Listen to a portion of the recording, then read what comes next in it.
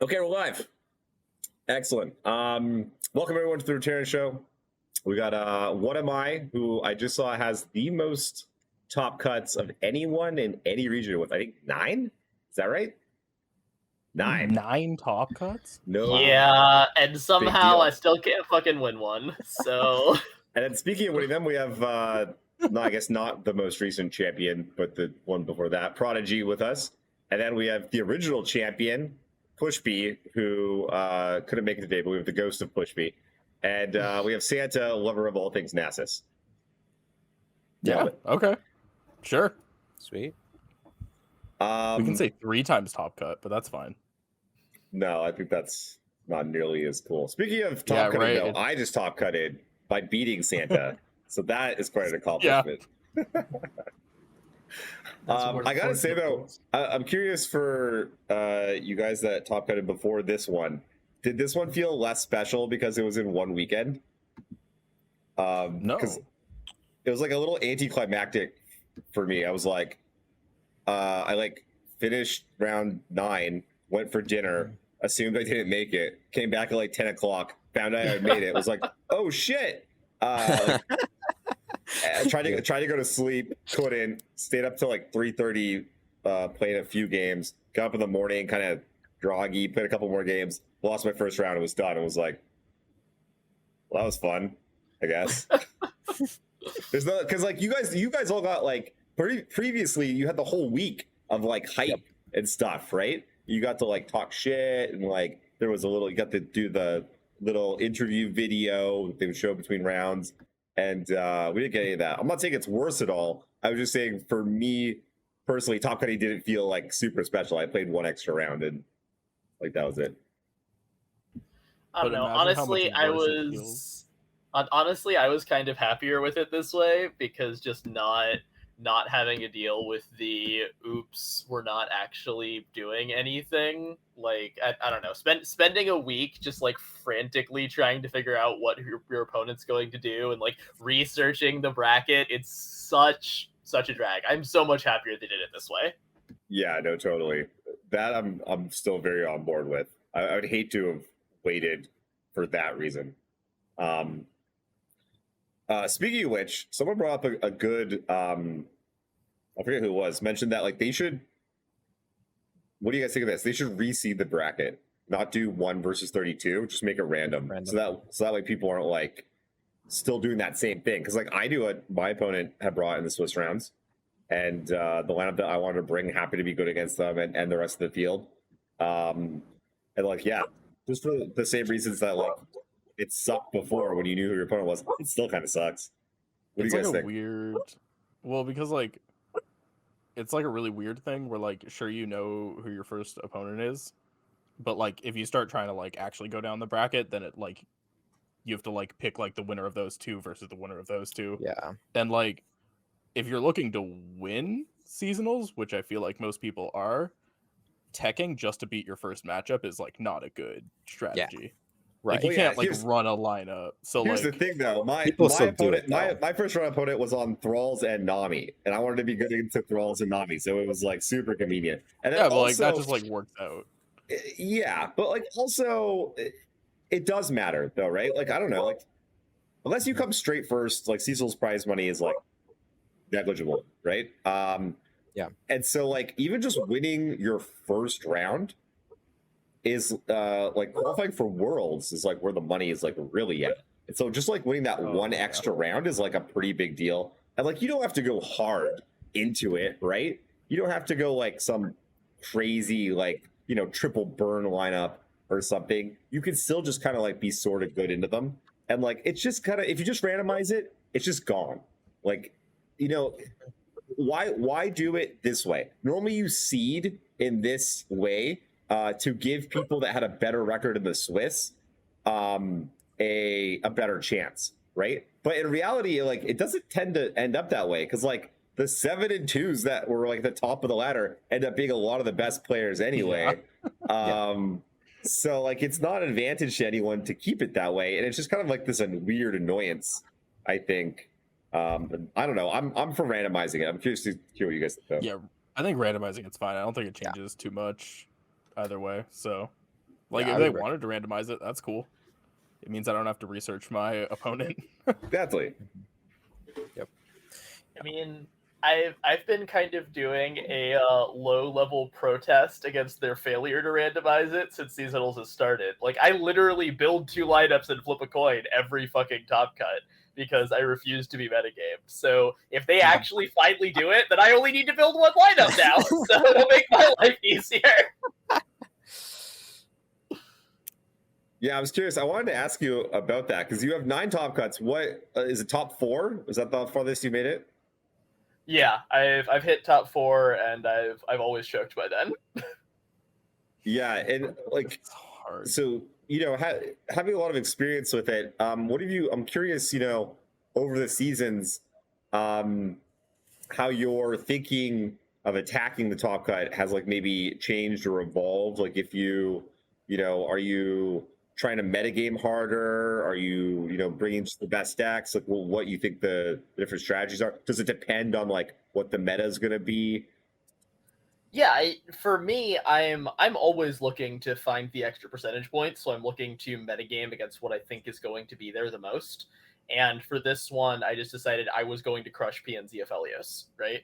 And it turned out that it didn't happen.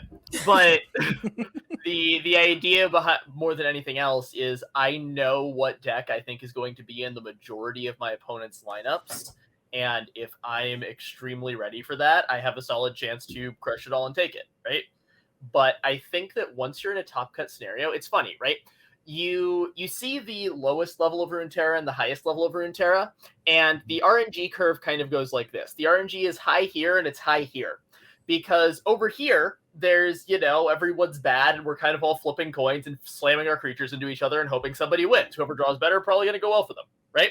And over here, everybody's kind of already making these really, really good plays, so the skill differential gets small enough that the RNG differential gets higher. Right. So you kind of have to set yourself up to, as much as possible, be winning games before the ban screen once you're in top 32. Yeah. Yeah, I totally feel that. So like the time that you made top 4 is the time you went triple aggro, right? The time that I made top 4, I hard choked at the end and should have fucking won. Yes, because everybody was on tree and I had all the decimates and it was the call and I didn't play to my best. It was unfortunate. Yeah. Oh, it happens. I've choked literally all 3. It's just like I got baited by the randomness. It was just like, okay, they predicted twice. They have to have a Zir. I have to swing here and go for atro lethal, and then you like watch it back and they don't have it, and it's just like, oh, I guess I should have actually known that.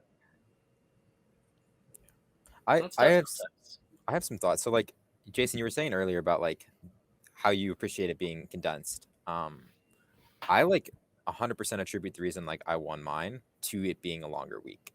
Yeah. Because like, so I went into it and I brought the same lineup to open rounds in Top Cut, which is a risk. But what I did is it gave me an entire week to like look at the data we got from open rounds and figure out like what were the decks that Top Cut, what were the things I needed to be prepared for, and then rather than like changing my lineup a lot, I just scrimmed the heck out of those matchups. So I said, oh, Echo Zillion's topping, so I'm gonna like play a bunch of games against that. And so I just found the decks that I needed to be ready for and scrimmed them and then teched on like all my decks really hard for the matchups that I was gonna like expecting to see, and then obviously like planned out like what am I gonna ban, and then made the adjustments. And so I don't know, like I totally get why it's one weekend. I think it is better for the game in general. But I know like when everyone spends a whole week mind gaming, trying to figure out what's the the best line or whatever, you end up bringing like overall weaker lineups to try to target a pocket meta. I think is a pretty common thing that happens. I don't know if it's like always what happens, but what happened for me, like everyone got off Aphelios, which was like one of the biggest counters to my lineup. Like everyone figured out that Pantheon beats Aphelios and we don't want to bring it. And it worked out really well because I didn't see a single one the entire tournament, the entire Top Cut. So it is really interesting. I think they're different kind of beasts. Right now we have to either prepare a top cut and an open rounds lineup, or you have to just prepare one lineup for both of them and hope for the best. Yeah, I was gonna ask you about that because I kind of attribute doing well in this seasonals to the fact that there weren't a lot of tournaments leading up to it. So, for instance, I remember you mentioning that the Mastering Runeterra series that we ran, where we had tournament like every single day for like 2 weeks leading up to it, like helped you prepare for seasonals. You got a bunch of reps in with your decks and figured out your lineup. And we didn't do that this season, and there just weren't a lot of tournaments. There was like the Mystic Shot podcast had a few, and that was kind of like it. We had one, and I'm sure there's maybe like some others, OLS of course.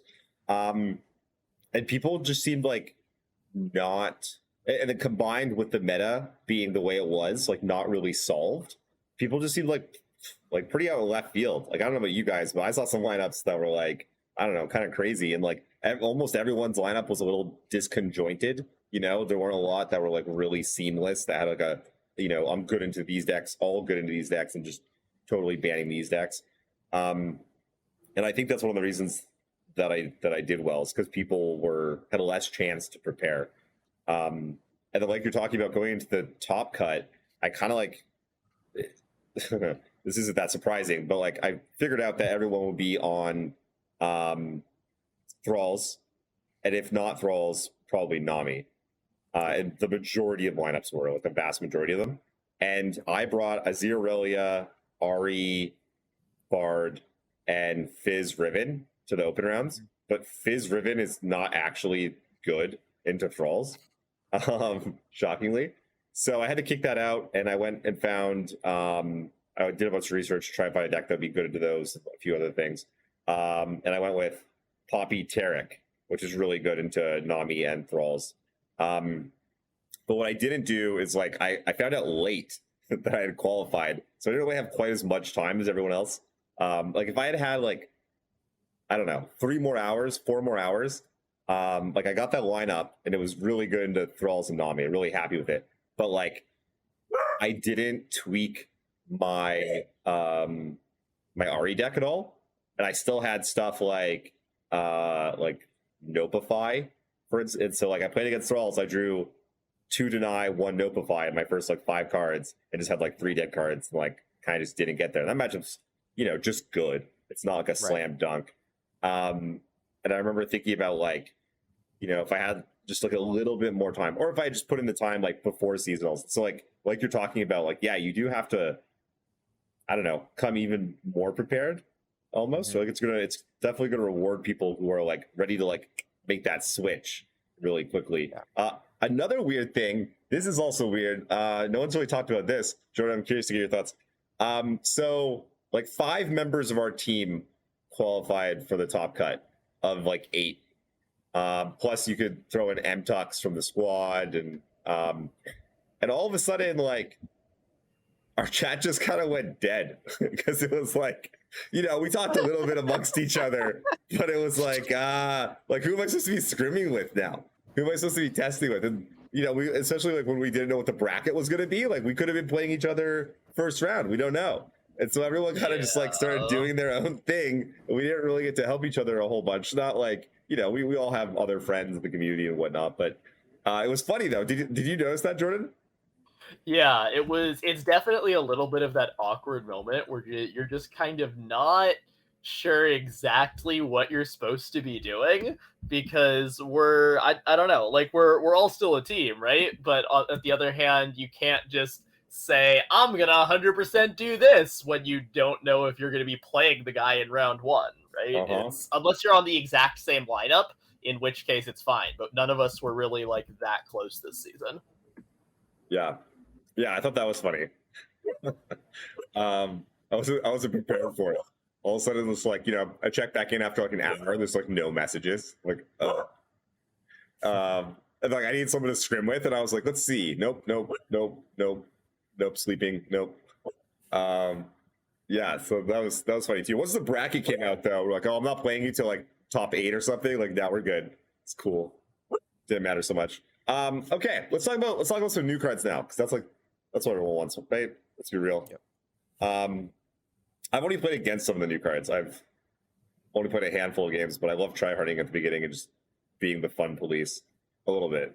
What have you guys played? What's good? What are you thinking? What are you loving?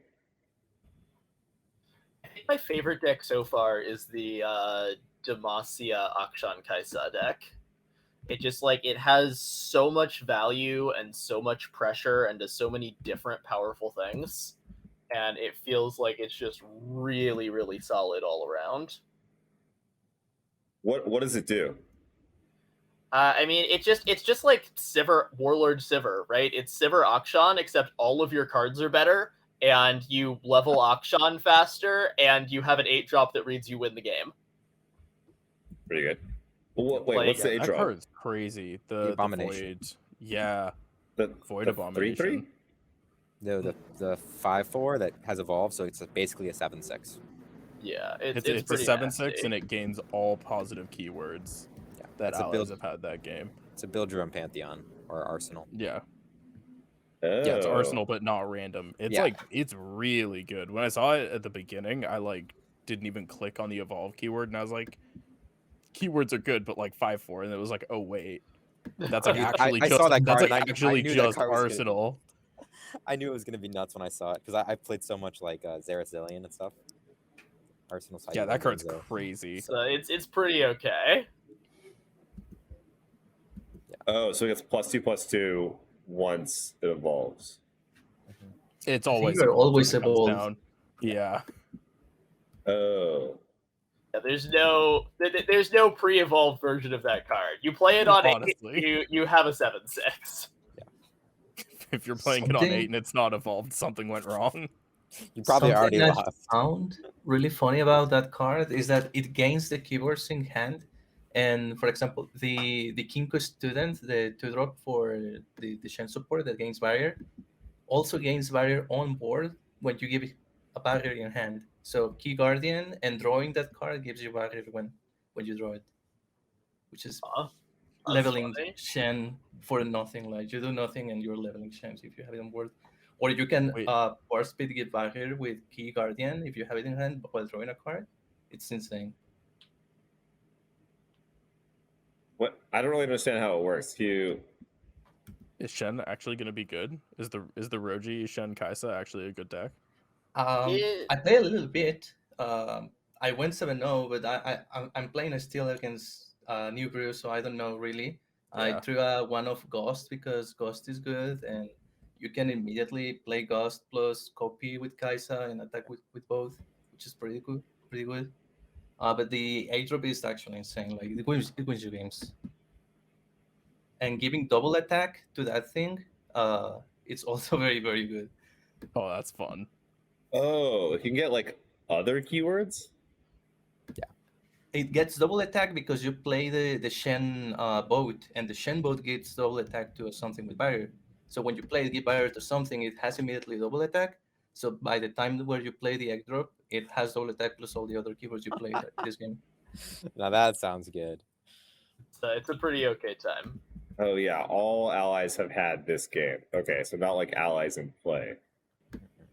Okay, yeah, that's nuts. Oh yeah, no, it's like really good. That's crazy. You just play a like spell shield elusive 7 attack at like worst. Double attack, overwhelm, spell shield. Yeah, barrier. like it has everything. Can you give it scout?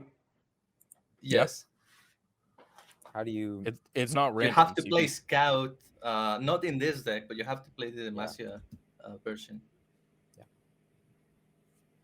Yeah. Yeah, it's not random keywords, so you can give it anything. Yeah, that does not suck. I mean, Uh, you either give it scout or give it double attack. So it's basically the same. Yeah. Oh So, yeah, like right. the Demacia version I've been playing with takes Scout, and the Ionia version gets double attack, right? Like, Yeah. whichever one you're taking, it works out fine. It's still doing double whatever the fuck it is, right?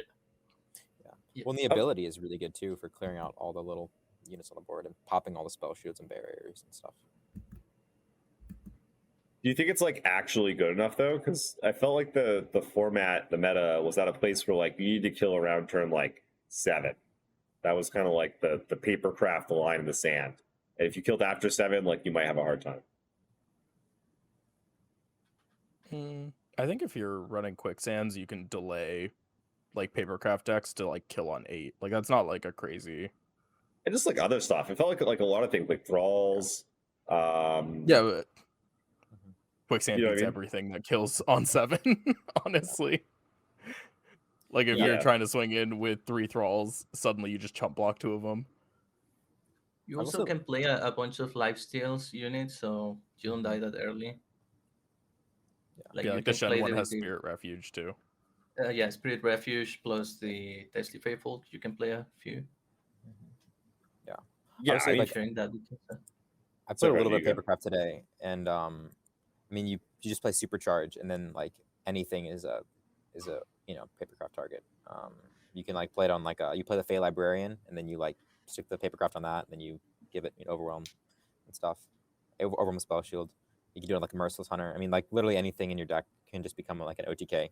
So like quicksand doesn't feel like great anymore, right? Because you can't even Yeah, plan with on that it card, yeah. because it's just burst. So papercraft's going to be like really good. I think like that just got even better from the patch. I think a lot of the other decks like didn't receive much, but papercraft I think is just getting even better. I think one of these days papercraft will get nerfed. I think it's Do got we cut Renekton because now we can give Overwhelm to anything, or do we still I don't play know. I think so. I think maybe, yeah. It depends what the options are, but I've always been underwhelmed by Renekton in general. I think Renekton in that deck is really good, and being able to give it Spell Shield now kind of shores up its one weakness. It might just be the best thing. Yeah. You could also just play Um, Sivir or something too. Ooh. You could also just play Kaisa. I don't know if you want to play Kaisa just because it's the same. It's I think because it's the same cost as Ruin Runner, you don't really want it. Because like depending on what turn you're attacking in the Croc deck, you want either Renekton or Ruin Runner to set up. So not having that like flexibility is kind of rough. Though I guess now with Supercharge it doesn't even matter. Yeah, I played some of the Demacia Kaisa. My biggest struggle was just like I just like never drew Kaisa. I didn't like have a way to like really tutor her out, and so I felt like I was just playing like a weaker Demacia deck. I don't know, and like if I drew Kaisa, like I wasn't really doing the thing, and like you play the 2/1 bird, right? That gives Scout and Challenger, right? Yeah, Valor. Yeah, Valor, right? And I don't know, Vile Feast. Like I definitely played it. I was a little underwhelmed, but I've been kind of low rolling the entire day. Where like every deck that I've played has felt very underwhelming. So I'm trying to figure out if like I hate to like like everything I play feels weak right now, and I'm on the losing end of every game. But yeah, I'm trying to figure out if any of these Demacia decks are actually good or if like is Lucian Evelynn just terrible if it doesn't find Lucian, or like no, I think that one is actually good because you can also win off Dawn Speakers and Evelynn, and like you have Dawn Speakers, Evelynn, and Lucian that are all like really really big in that deck. that's just crazy. That deck's wild. If it hits like Lucian on 2 and you can't remove it, plus Evelynn on 4, they just win. I'd be curious to see how people are building it. I definitely leaned into like I don't play Lucian until like 3 or 4 because like you want to get him a husk buff so he's not dying to like Mystic Shot and stuff. That's kind of how I've been playing him. And then I'm running Senna too. So if they do remove him, you get the Senna buff, and then you go in on that. But you saw the Evelynn Shurima list that Nick posted with the Voice of the Reason. yeah, is it Yes. Mono Eve? Yeah. How It's do you a- feel about that one? I think it's a really interesting concept, but I feel like it kind of needs voices of the Risen. Voice of the Risen. Yeah, I hate those decks that like have to have voices. Like they're And, like- blockers when they have it, but then they just fall apart when they don't. I want to get the exact list before I. So I like Okay. looked at it briefly and was like, that's probably decent, but like, yeah, like it doesn't run like maybe if you built it more Echo Zillion style, so you like have access to predicts and stuff to like actually tutor out the cards you need. I think he does play some predicts like with the 2/3 that you could have run look- more. Yeah, he's just running the 2/3 and 2 Scrying Sands. It's also on 3 Right of the Calling, which seems excessive. No, actually, that's pretty okay because having Sure. double Evelynn is pretty good. Like Evelynn spell Yeah, is Eve spell's really strong. That's true. Which one's Eve spell? It's the like deny strike Mhm. Ah. thing. It's like Um, specific for Evelynn. Yeah, she dodges all the things targeting her. What about Supercharge with Lee Sin? Spell shield overwhelm on a Lee? Seems decent. No, Why not? like it would be fine if you weren't playing Shurima Lee Sin. Like if you put that card, Actually, in is Targon, fine. It's a fine deck. if you put that card in Targon, Lee Sin's alive again. You put that card in Shurima, and it's just like you don't have enough stuff to like live. Like you just die. I don't know why the deck doesn't just play more units. It just for some reason like whenever people build it, they're like, nah, we don't need Because dudes, then you just more can't- spells. Then you can't level Lee. Like that's the Yeah. issue. Yeah. Right? Like, You can still- if you put in enough stuff to be like alive and not just flat to anything even resembling an aggro draw, then you're like, oh look, it's turn 8 and my Lee's on 1. Huh. Yeah. No, come on. There's so I looked through the list today just to see. And there's like so many good spells or like spells that produce like another spell that are super cheap. Like the what's the one that's gives challenger and +2/+0. Like there's like a lot of stuff like that between those two regions where like a spell makes another spell. It costs like 1 or 2 mana. You can sort it out. Like Telstones, you just like A throw unit all the tells- Telstones. in there. Tellstones. Yeah. You throw the all Tellstones. 6 Telstones into the deck. The thing is that I think you need to still to both listen to do kills, and you want to still Yeah. run absolvers because that's the bomb that the deck needs to OTK. And if you're doing that, you're almost guaranteed to have leveled horde by the time and give a spell shit anyway. So I don't know. Yeah, Yeah, that's true. that's Actually, true. spending 3 mana for no offensive stats pretty much means you can't kill. Like you can't like OTK. Yeah, that's a big problem. I think the deck is just like Lee in general has kind of just gotten crept as a finisher. He's not quite what he used to be. I mean, His- he does the same thing that he used to. It's just that he's had like 7 nerfs finally. Yeah, You Like- don't get to be automatically beating all the aggro decks with all of the Eye of the Dragons anymore, and you don't get to set up an advance with Zenith Blades. So like, what are you even doing? Yeah, I guess you know what that's just what it is. crying. I is not what it used to be. Yeah, It's just tears And of you a can't, blind play 6 of them. yeah, exactly. There's also not many aggro running around. Yeah, true. But yeah, what do you guys think about that? Like it was weird. Hey, when what's his face? Victor? No, the 4-drop, Jin. When Jin came out, they nerfed all the aggro cards, almost like they were like, "This deck's gonna be too good," and then came out and was like, "Nah, well, that's definitely not." And now there's just like no aggro. Well, that's because they nerfed it. If they didn't, it'd be too good. Really? You think so? Yeah, I No, I'm joking. Okay. I don't know, man. I figured. I think Annie Jin was pretty close to being a like really solid deck. It was scary for a few days. Yeah. Today I did I run think- into Annie Jin, Spider Aggro, and another and Cat Ziggs and another burn deck. I ran into like first 2 hours of the day, just like burn, like almost all in a row, and I was like, oh, people are trying to be the anti-fun police. It's like, wait, burn is still real. It's still Yeah. out there. It's so bad though. Like, do you ever just beat Burn with just a deck that like doesn't even interact with it particularly well, but just like plays guys, it just plots down. You're like, Yes. I mean, like, oh, like, you've got 2 cards left, and I'm at 14. Like, oh, good luck. Like Riven decks. Riven decks are amazing to Burn decks. You just like play guys. And Riven's like a 3/4 on 3, just shuts them down. Ziggs is kind of the same. Well, like, I guess you put that in a Burn deck. What is Ziggs Talia? Do you guys think the meta's going to change very much, or is it just going to settle back into like a lot of what we used to see? I think there will be some serious changes. I think Kaisa's Yeah. a badass card. Yeah. I think there's going to be a tier 1 deck built out of one of these new champions, and something Oh, yeah. like the meta's probably going to warp around that. Like these are like every champ they released is like definitely powerful. Yep. And there is some deck that can be built with all of them that will be scary. Hard agree. Yeah, I'm so also hoping. I want that. Yeah. yeah. I want a boogeyman again. Really?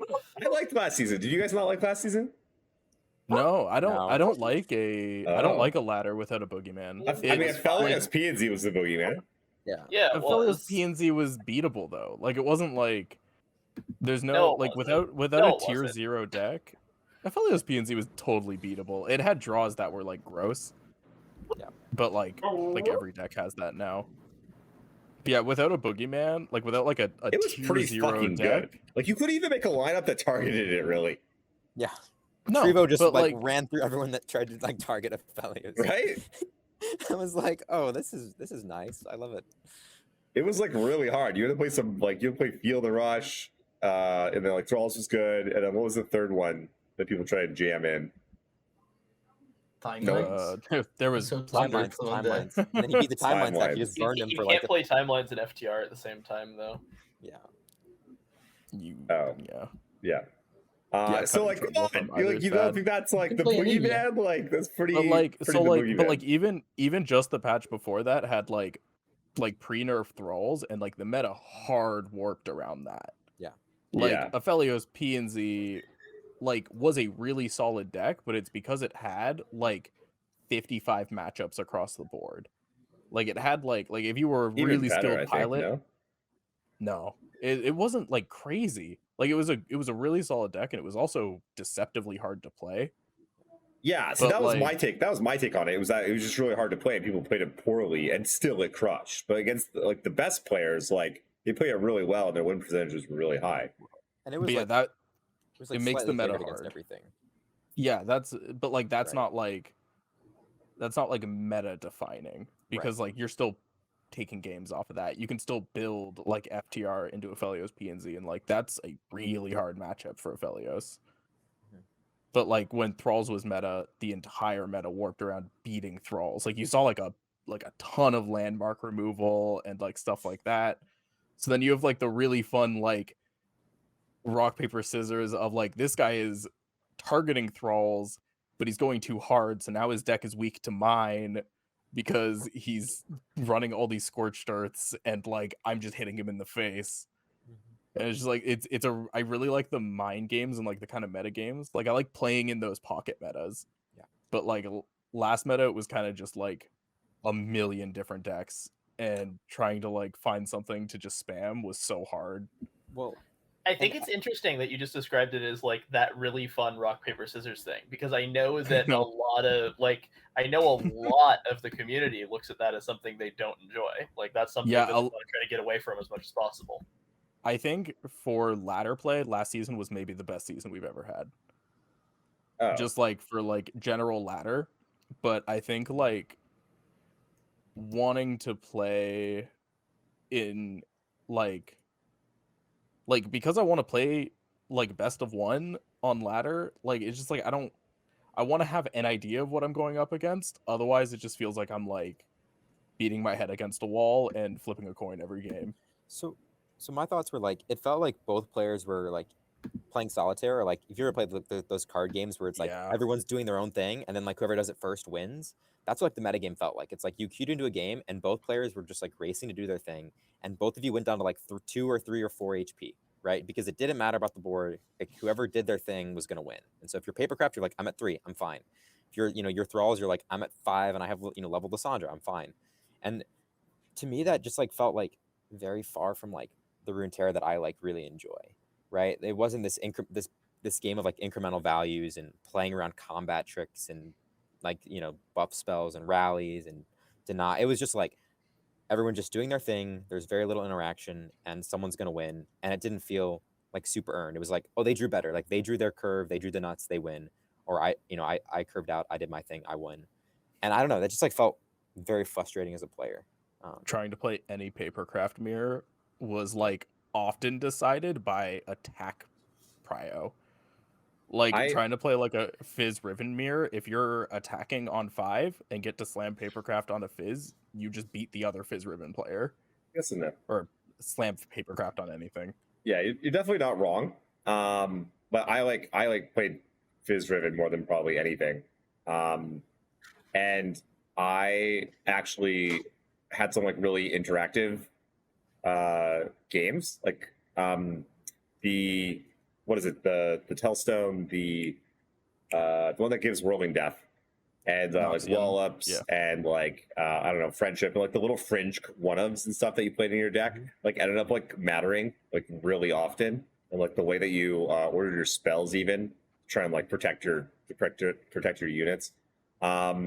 I don't know. I ended up like I'm normally like with you guys. I don't like it when things are too linear, but like I played pretty linear decks. I like Azir and Ari Bard as well, and Ari Bard maybe has a little more play to it, but like Azir is like supposed to be like pretty linear, and like I found, I don't know, I went to that level where I was like finding all the small edges and like figuring out exactly what I needed to do in different scenarios and like playing to my outs and like tweaking my lists so that I had like, you know, just the right amount of cards. Like for instance, like Azir, like everyone plays 2 of the, what is it, the 1/4 that like draws you a card and refills your spell mana. Field musicians. I don't fucking what the fuck with this card. I don't get it. Like I played against the matchups where it's supposed to be good, where you're supposed to grind against them. I'd lose still by a shit ton. And I'm like, it doesn't win me games there. It does nothing against the other matchups. What the fuck is it? So I cut that shit and like ended up putting like more bounce in. And like I beat Croc decks where I was able to like there was a game that I played in seasonals where I had to like make a decision if I developed more or like banked mana in the hopes that I would draw another bounce spell so that I could go pop spell shield, bounce your guy. And I was like, yeah, like I think I could probably still just win on my turn. I'm just gonna bank this mana and try to get there. And I drew the other spell shield and like fucking got them. I drew the other bounce spell and got their spell shield and like that won me that match. And there was like a bunch of little stuff like that. I don't know. I don't know if I really enjoyed the meta. I won't go that far because I didn't play Aphelios P&Z. I didn't like it. I didn't like playing it. I didn't love Nami that much. But I don't know. I liked the flat structure, and I felt like I would go to matchups where I'd be the 45%, and I'd win them quite often. And I felt like I just had a lot of agency, as we say, and I had a lot of play in the actual matchups.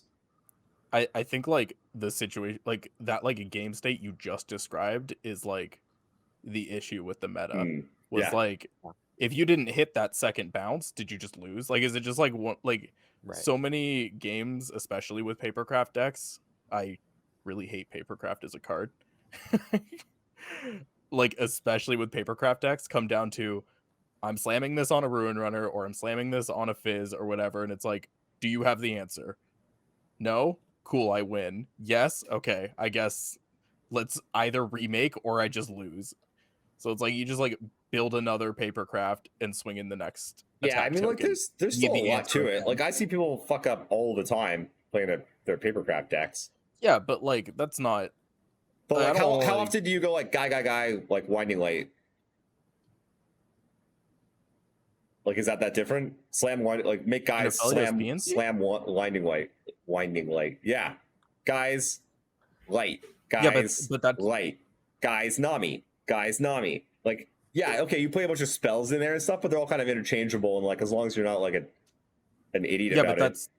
But that's the problem. Is that all the decks are like that? Right.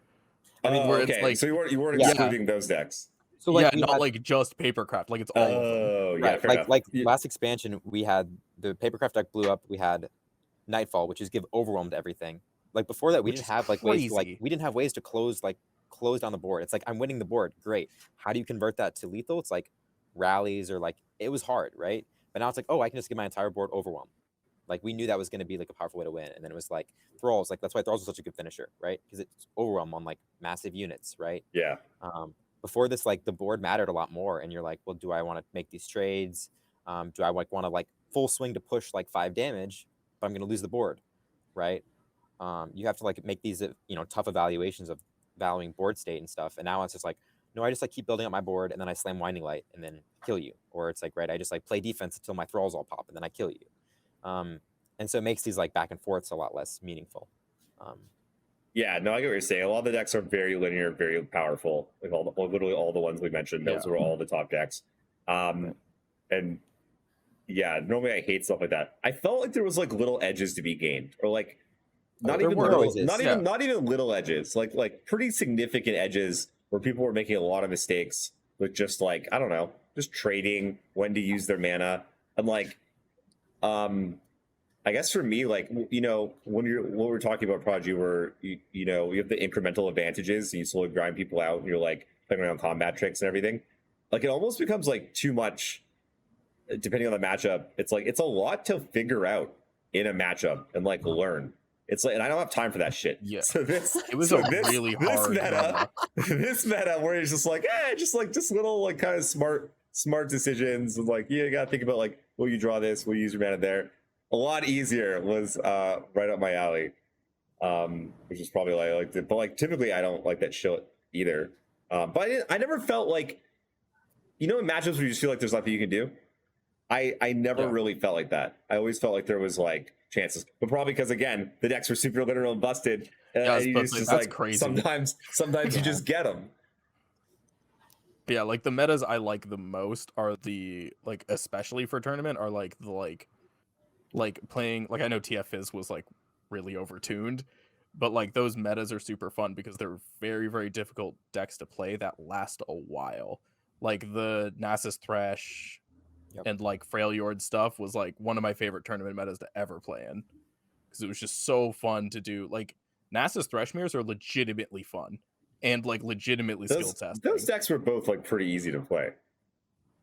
Yeah, I'm not saying they were hard, but the interaction was there. It was a lot like, yeah, that's fair. There's a lot like back as and we're forth. like, yeah, like playing Papercraft versus Papercraft is super boring. It's just like sometimes they just have it or whatever. Comparatively, like for even sure. when, because yeah, like we played a Papercraft mirror in seasonals, and you beat me because you hit Whirling Death off Conch, and like it's just like that's not very fun. Like I don't like like Don't feel that's bad. not like I all didn't. the Papercraft people. To be fair, No, but it's just like That deck's bad. Riven Fierce is favorite versus Papercraft. Oh, I had that game. If you didn't hit that, I actually did win. I think I had to have double. I'm pretty sure I had a double Whirling Death. You did hit 2 Whirling Deaths, and I missed all 3 of my right of negations. It was tragic, honestly. Easy game. Yeah. No one suspects it's just like, the second Whirling Death. But yeah, it's one of those where it's just kind of like, does he have it? Yes. Okay, next.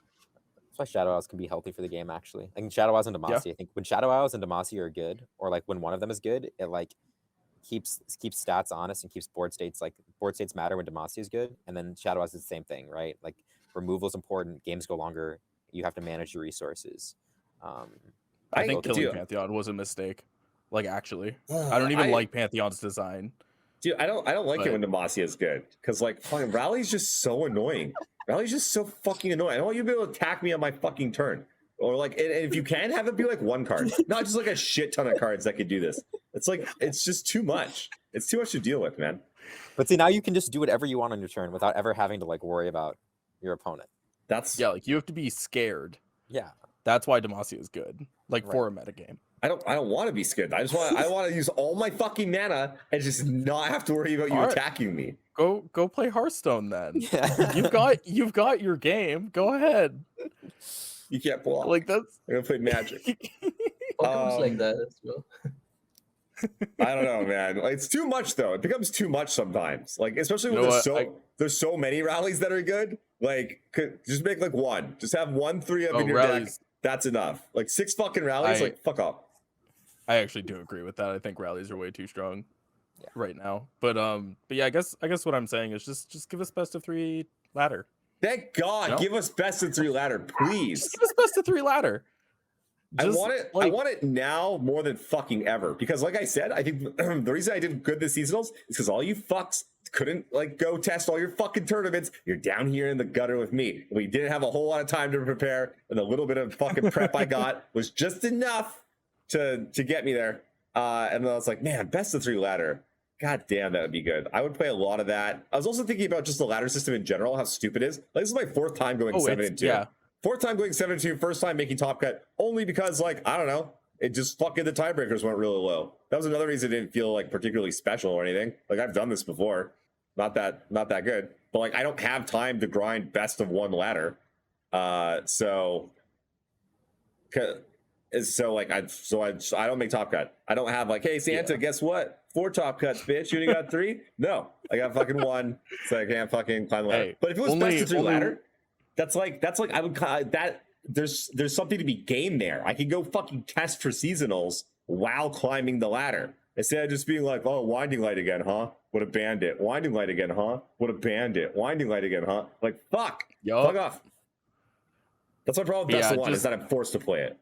Okay, but yeah, just like best of 3 ladder, mess with the LP gain loss. Like, honestly, at the very least, mess with the LP gain and loss. Like, does that even matter?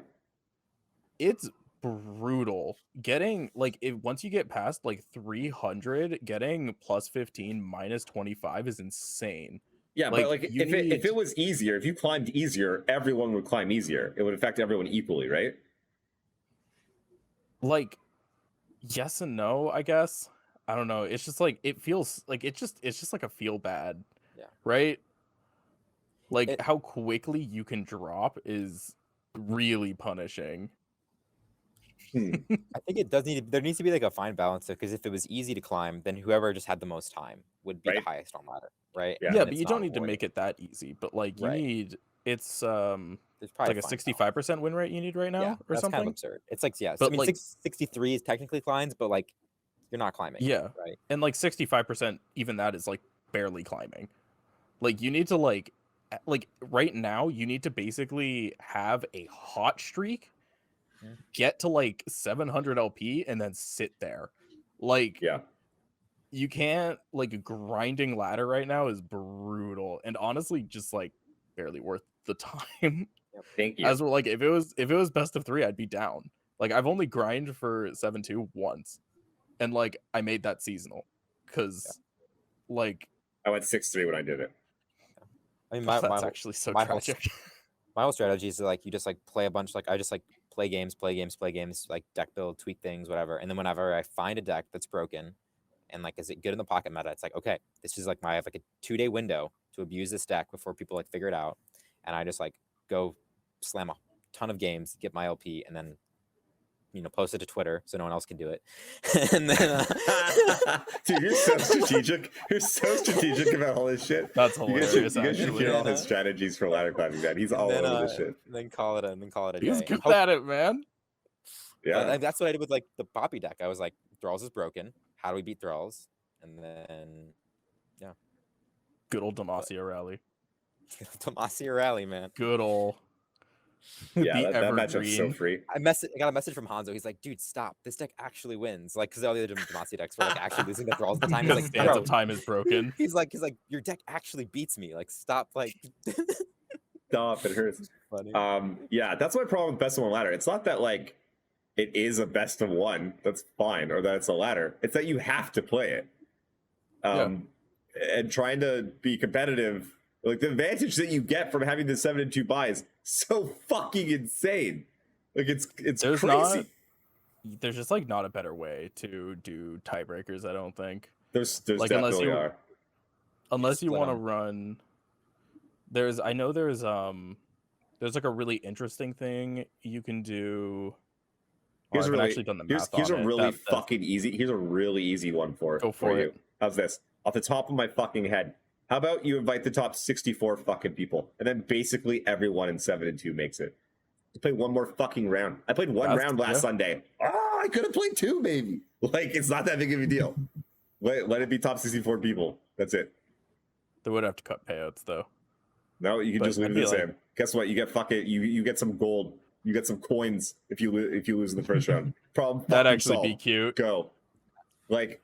This is the thing. No one's worked on these problems. Like now, right? We have Ruben Zoo that owns it now. I'm excited for that. Owns it. Yeah, I don't know. He said he owned it. He said he inherited it. Yeah. He's in charge of competitive now, which is he bought out all of Legends of Runeterra. He owns it now. That'd be dope. That'd be so good. I would help him. I would back that venture.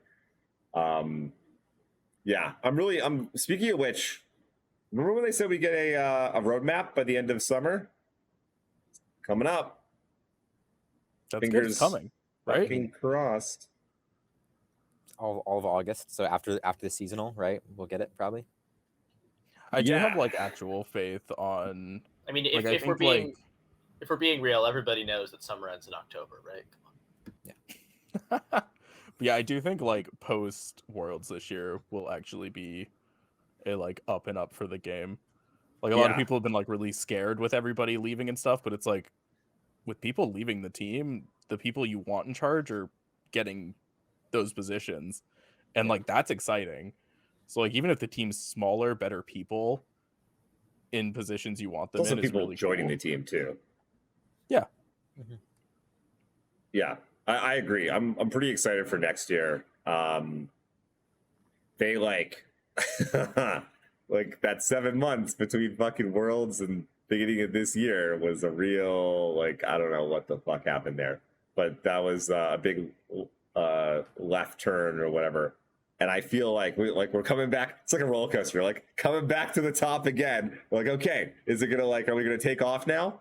Or like what's gonna happen? And it feels like we're turning back to like I don't know the way it should be. Like they cut coverage, but then we got like they're like okay we'll do one more. Promptly put it Okay, we'll back, do one yeah. more and we'll have a Kato and Bay. Like okay. Are they cutting it for the one coming up? I thought they were just. Well, they cut it back in the original announcement for the whole season. Remember? Yeah, but I thought they like fully reinstated it. Are they? No. So my understanding was that they brought it back for one. Like we'll do one Yep. more, and then No. for some reason they did a second one. Though Just really. they let Giant Slayer choose the casters. Thus, we got Bay and Kato. Fantastic. No, which but is great. apparently they like didn't pay for like the extras around it, which included like the announcement that Giant Slayer would make about like, hey, here's the times and the people that are casting.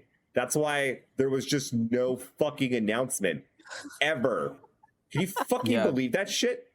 Like shame I'm on just- both of you companies. Yeah, Man, how can I you love come you. on? Yeah. But like, hell, why don't you just fucking pony up and just make this shit happen? What kind of fucking idiots, mostly at you, Riot? What kind of fucking idiots are working at your company that like you can't just figure this out? You can't just get your social person to be like, here is a picture of the casters. Here is the times that it will be casting. Twitch.tv send. Like, what the actual fuck? Like, you should be embarrassed. It's They next just- level terrible. Yeah, I'm hoping like after Worlds this year they'll actually give a shit about Well, yeah. Runeterra competitive. They didn't even 'Cause, like like- make a seasonal post until like I the don't know day. why. I think it's crazy they don't advertise their tournaments in game, like when they're happening. Like I don't know why they don't advertise Top Cut like in client because it's not like they don't have people playing the game. Right. So just like you Yeah. put League up like does. one event post in client once every 2 months. Just put one up when seasonals are happening and be like, hey, come over to Legends of Runeterra on Twitch and watch Click the the slim. like watch the best players in the game. Like put a Twitch link, like embed it in client. They don't even Yeah, have to those open a little webpage. announcements, like when shit's not working, they're like, "Hey, by the way, sorry, store's closed" or whatever. Like one of those. And imagine how many players that like play the game, have a good time, or like gold, whatever, would be like, oh, I want to see what the good decks are, right? They just never take the time to like, Yeah, really go dig it out. They're like, oh, I can just click right here. Oh, this deck looks cool. Like, but yeah. There's a ton that they can be doing, and I wouldn't expect any changes until after Worlds. Like it probably won't be until next year, honestly. But like, I'm hopeful. I'm optimistic, I guess. Yeah, I think we're going on like a good path. I'm real excited for this. Like, this new roadmap or whatever. To me, it's Yeah. gonna be like very kind of eye opening one way or another.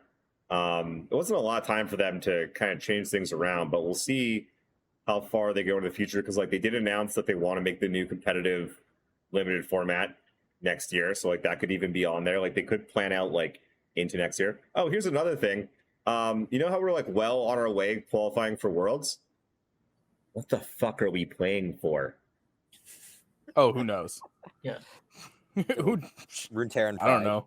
You know, Hey, if Runeterra it's like and Pride. if it's like last year, they'll just like put a post out a week before, and then they'll hire some company 2 days before and be like, "Hey, can you just like set this up?" Cool, thanks.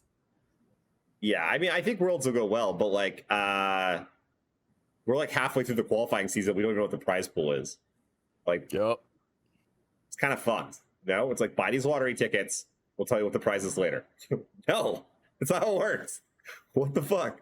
Like, you know, I trust that it'll be like not smaller than last year. I don't know if that's stupid. Yeah, I was like, I don't Um, know if I would trust that. Yeah, I don't really know. I hope it won't be, but I hope it will be also. But man, the amount of stuff they do like last second or slowly, despite knowing months or years in advance that it's happening, is like it's really strange. It's just, I think it's just because one of the big reasons is the company's too fucking big. That's like, it's just this monolith of a fucking company. the like LOR team's really small, and like they just like I just don't think they care about competitive LOR. Like it doesn't bring in the views. I don't think it's as small as you think it is when you go up to the big picture, because like there's the people like day to day making the games, managing things, voice lines, artists, blah blah blah, and then there's the people that are in charge of, you know, the global aspect of Riot. There are many, right? There's all kinds of different shit going on. And then there's the people who actually sign the fucking checks and say like, yeah, you're getting $250,000 for Worlds or whatever. And like, so, you know, even like, but like even Valorant Dave probably and himself. Yeah, they got lots of shit. But I'm saying even like the head of LOR probably can't just go be like, hey, we'd really like that money for Worlds. Because like that needs to go pretty high up. That's a decent chunk of change that someone's signing off for. And like budgeting, you know, that person has a budget somewhere. And so like that's what I mean. Like the company's really fucking big. And there's a lot of things to juggle. They're not just focused on LOR. It's how LOR ties into the whole Riot ecosystem. Like look at all the things they do when it goes across like League of Legends and TFT and everything. Like they have to be tied into all that stuff. So it's a lot. Yeah, there's a lot of red tape. Yeah. Okay. Should we wrap it? Anyone have any closing thoughts on the new cards or anything?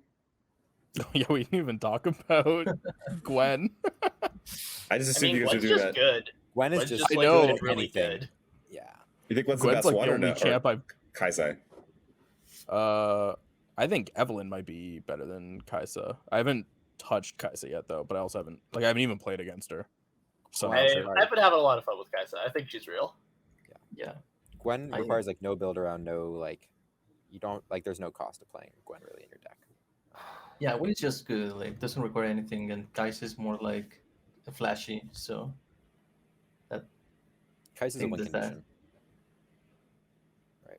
You build your deck around Kaisa to win. Gwen you just play because she's overstated.